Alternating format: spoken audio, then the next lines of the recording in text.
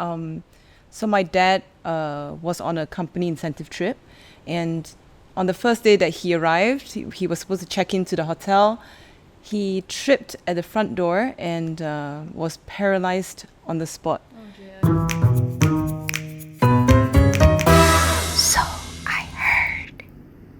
Hi, and welcome everyone to another episode of So I Heard, a safe space where we debunk myth and share juicy stories all around the topic of insurance. I'm Naja, your host, and I'm joined today by Dr. Megan and Sher. Let's hear what our first topic is going to be. My friends and I were discussing about priority expenses, and after years of paying without making any claims, we're considering cancelling our insurance because we're all still young and healthy. Plus, we don't see the need for now. Thank you for that question. Dr. Megan, what are your thoughts on this? Do you think it'd be wise to terminate insurance? I think medical insurance is very important, mainly for two reasons. So firstly, you never know when an accident or unforeseen medical emergency can happen, right? And secondly, statistically, based on our 2023 claims payout data, we saw that medical claims actually has the highest payout rate. And also from this, we are seeing a rise in claims for non-communicable diseases. So these are indicators to say that more and more people are requiring medical services, and not just for the short term, for the long term as well, because non-communicable diseases, they usually require very long-term follow-up and sometimes even lifetime care. So I guess to answer the caller's question earlier, it wouldn't be wise to terminate your insurance plan just because you're not utilizing it now, because you never know when you will need it in the future.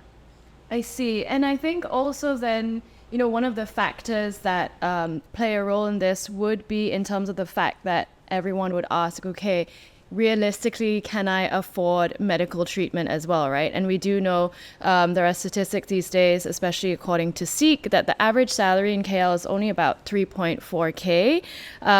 So are we able to afford medical treatment? And not just in terms of the standard clinic visits, but maybe emergencies that might require hospitalization or anything beyond that. Okay, maybe I can start with sharing a personal story. So my dad was on a company incentive trip, and on the first day that he arrived, he was supposed to check into the hotel. He tripped at the front door and was paralyzed on the spot. Yeah, and so he didn't even get to see his hotel room, straight to the hospital room. The bills, I think he was there, he needed 2 surgeries immediately to remove some pressure from his neck. And I think he was there about 3 to 4 weeks, almost a month, and the bills was about 400,000 ringgit alone in that overseas. And to bring him home, it cost because he needed a special transportation. He was unable to move because he was disabled from the neck down. So it cost us about 1.3 million ringgit after conversion. And coming back straight from the airport, he went to hospital, and I think he was there for another 2-3 weeks. It was another 250,000 there. So yeah. So honestly,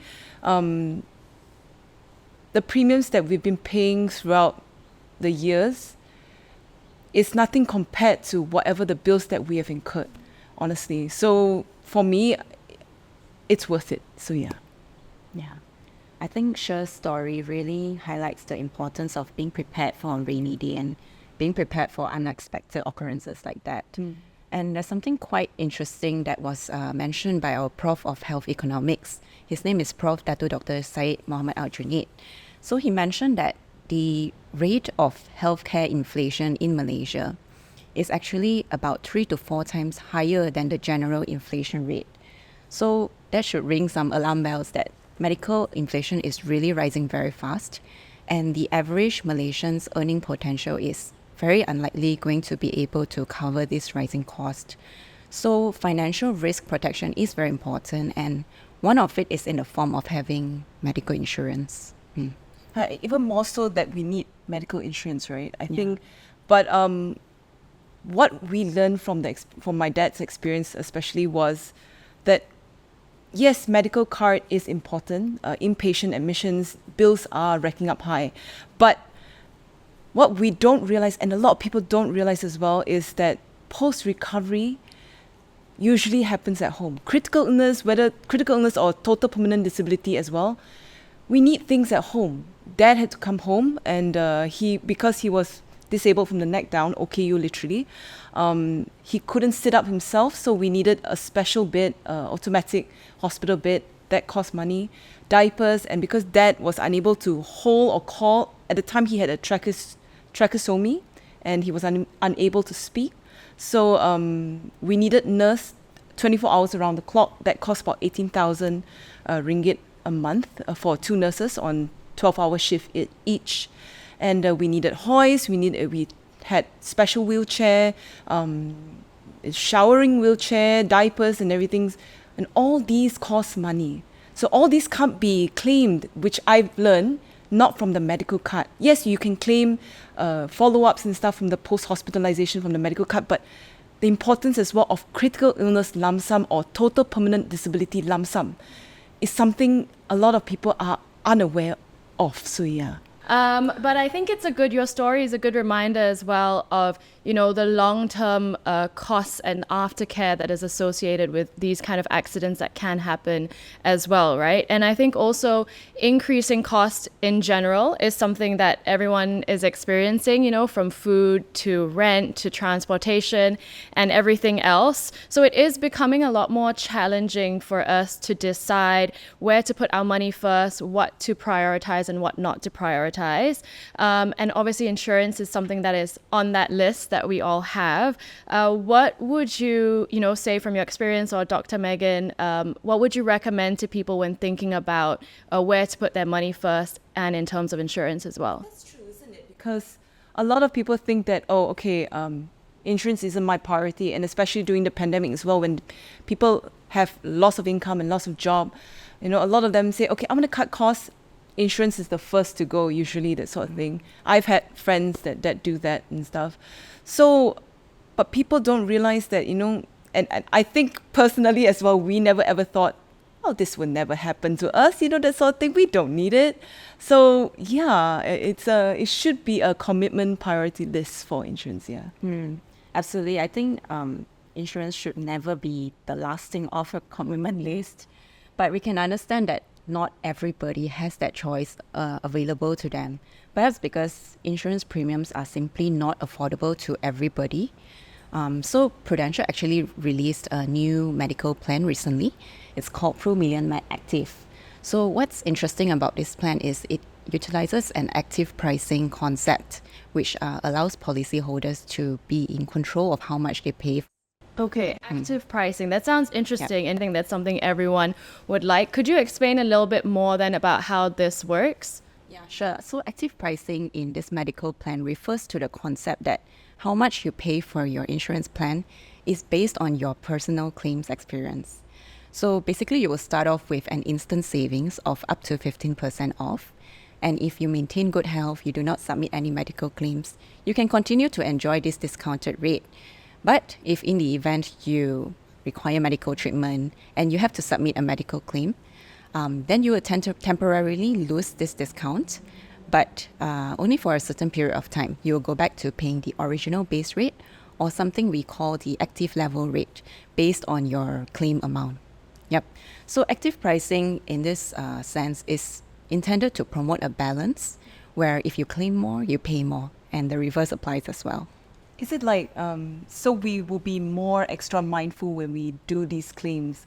I think a lot of people can relate as well. Like if we do, like for example, car insurance, if we have a small scratch on the bumper, we wouldn't just go out there and actually claim our car insurance just to lose our NCDs, correct? But what I want to know, Dr. Megan, is that will I be enjoying less coverage if I'm enjoying this discount that I'm having? So, Oh, no worries, because your coverage is not affected at all, even when you're paying this discounted rate. nice. And there's something we call the active booster as well. So you have the option to add this on. And with the active booster, you actually are entitled to something called the no claims benefit.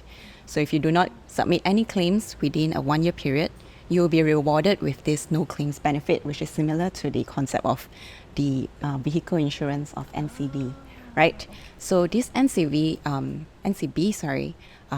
goes up to 1,000 ringgit, which you can utilize to claim for health promotions, vaccinations, screening, as well as your dental scaling. Wow. Okay, amazing. That's clearer now. And who can benefit from such a plan then? I'd say everybody can benefit from this medical plan, but more so if you are paying premiums for multiple family members, because the discounts of that 15%, when you stack it up, you can be saving up quite a bit. Okay. Thank you so much, Dr. Megan, for sharing that with us. Before we end, though, ladies, we are going to have a rapid-fire Q&A question and answer time. So I'm going to go ahead and ask the first question, and first thought answer comes to mind. Let's hear it. What's the most underestimated benefit of having insurance that most people might overlook? I think I would have to say the sense of security, because having insurance going through any this admissions or inpatient or any accidents or illnesses for that matter, there will always be emotional turmoil. So for us to be relieved of this financial burden to our family members especially is such a good thing. So yeah.